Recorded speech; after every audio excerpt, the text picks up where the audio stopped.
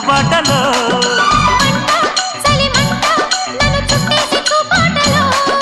గంట అరగంట సరిపోవంత ముద్దాటలో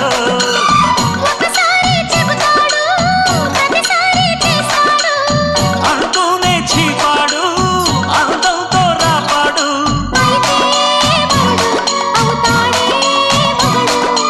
అసలే రతివి అవుతావే సతివి ఘుంఘుమాయించు కొంచెం